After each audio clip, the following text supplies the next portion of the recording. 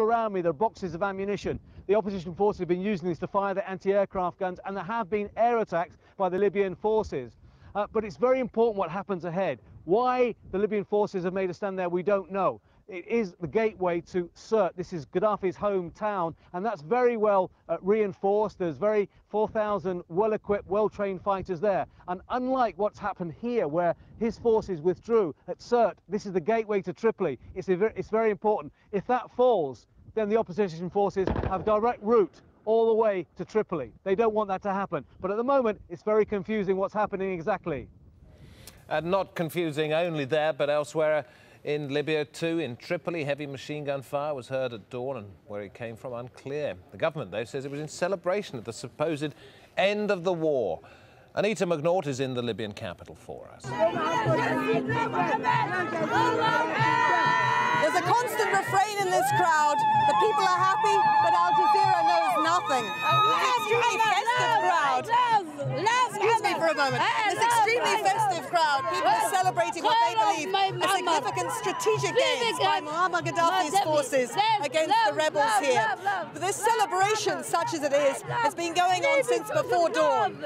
Before dawn, the sound of gunfire across the city. They're telling us that gunfire was merely in celebration. And it's true, they're both firing automatic rifles here and they're letting off volleys from anti-aircraft batteries near the port. That is government forces, but the sound of gunfire through the city has been echoing for hours now. Has it all been celebratory? It's very hard to tell. Well, terribly embarrassing for Britain after several members of its special forces were captured by the opposition in eastern Libya. And there's a story to tell there, Felicity, isn't there? There certainly is, David. Yeah, it has been a bit of a confusing situation over the last 24 hours, but it's now understood that the soldiers were there with some sort of British diplomatic mission, which was trying to make contact with the anti-Gaddafi forces. They were detained, then released, and have now left Libya. In a moment, we're going to be speaking live to our reporter in Downing Street for a reaction from here in the UK. But first, let's take you to Benghazi and speak to Hoda Abdulhamid, who first broke the news of their release. And Hoda, first of all, bring us up to date. Tell us what you saw of the British personnel and how they left. Well, I saw all 8 of them get on board the HMS Cumberland and leave Benghazi port about 2 hours ago. Now, there's a lot of questions on whether this was a diplomatic mission or not, and I'll explain to you why. They were caught in a town called Suluk, which is about 50 kilometers south of Benghazi. Now, senior sources in the Opposition National Council tell us that they came into Libya by helicopter, not as what the British Foreign Office is saying, that they came through the Egyptian border of Saloum. They also said that there were no stamps whatsoever on their passports. Now, as they were getting off the helicopter, they got caught by rebels in Suluk, who actually then handed them over to authorities here in Benghazi. Now, as we understand, they also had equipment with them, but the authorities would not comment on which kind of equipment they had. One of them had a diplomatic passport, the 7 others had regular British passports. Now, we do understand that there had been negotiations with the British government to release them as quick as possible. The National Council here says, however, it doesn't really believe that these people were on a diplomatic mission because they hadn't established any kind of contact with the National Council before they were caught. They didn't come into the country the normal way as all the journalists or any other person coming into eastern Libya has been doing since the beginning of this uprising. And they said they didn't have any dialogue with them at all except questioning. So just to be absolutely clear, Hoda, because there has been a lot of confusion about this story, the authorities there in Benghazi deny that they were contacted by the British authorities about some sort of diplomatic mission coming to Benghazi to make contact with them. And what is the thoughts of the authorities in Benghazi about the fact that the British might want to make contact with them? Well, yes, as you said, they did confirm over and over again to me that there had been no contact whatsoever with these 8 people before they were caught in Suluk, which is actually quite an odd place to go. It's not very clear why they chose to land there or what they were doing there. There's not any kind of sensitive installation there. I did ask if there was a military base that could have been of any interest or an oil installation, and I'm told that they're quite far away from that area.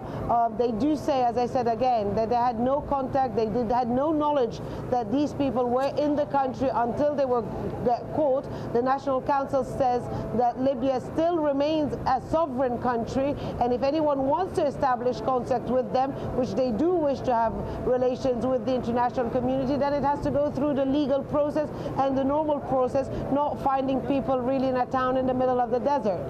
Hoda Abdelhamid, the reporter who broke that particular story there in Benghazi. Thanks for the moment. Right now, let's get the latest from Rory Challens. He's outside the Prime Minister's office there in Downing Street. Rory, any response yet from the British government? Yes, in about the last half an hour, we've had a statement from William Hague, the Foreign Minister, given to AlJazeera, and I'll just read you a section of that statement now. He says, "I can confirm that a small British diplomatic team has been in Benghazi. The team went to Libya to initiate contacts with the opposition. They experienced difficulties, which have now been satisfactorily resolved, and they have now left Libya." So that does differ slightly from the accounts that Hoda was just relaying to us there. Now, William Hague went on to say that in conjunction with or in consultation with the opposition forces in the east of Libya, they would be sending another team. And he also reiterated his calls for Colonel Gaddafi to step down. Now, what this does, if you believe what the British government is saying here, is illustrate 2 points. It really illustrates, first of all, that there are immense efforts being made behind the scenes by governments to try and contact the opposition forces inside Libya, and it also shows the great difficulties that they have in doing so. Who is really in charge and how to talk to them? And we have seen from what's been going on over the last few days with the British government and its efforts that can be very problematic indeed. Rory, just how embarrassing is this for both the British authorities and also the British secret services, if you like? Because we've been told that it was SAS soldiers that went in. Of course, that hasn't been absolutely confirmed by the British authorities, which we didn't expect. But if it was special forces, then this is very embarrassing for them. Yes, it really is, because the SAS is held up to be in Britain a unit of the most highly trained special forces operatives in the world. So for them to have been taken captive by what would probably be a small group of opposition forces with Kalashnikovs is highly embarrassing for them. It is also, as you say, very embarrassing for the British government, because the efforts that they look to have been making behind the scenes have now been brought out very much into the public, very much into stark relief. And the delicate negotiations that they are saying they have been trying to make with the opposition forces in Libya have now been exposed to the world, and that is something that they would very much have liked to have been kept under wraps. Absolutely. Rory Challens there in Downing Street. Thanks, Rory. 3 Bangladeshi men being evacuated from Libya have died after jumping off a ferry that was bound for Crete. Nearly 50 migrant workers jumped into the water, apparently to avoid being sent back to Bangladesh. There are reports that as many as 18 are still missing. Many others are in hospital. The Greek Coast Guard, Navy ships, fishing boats and a military helicopter are scouring the waters off Crete to find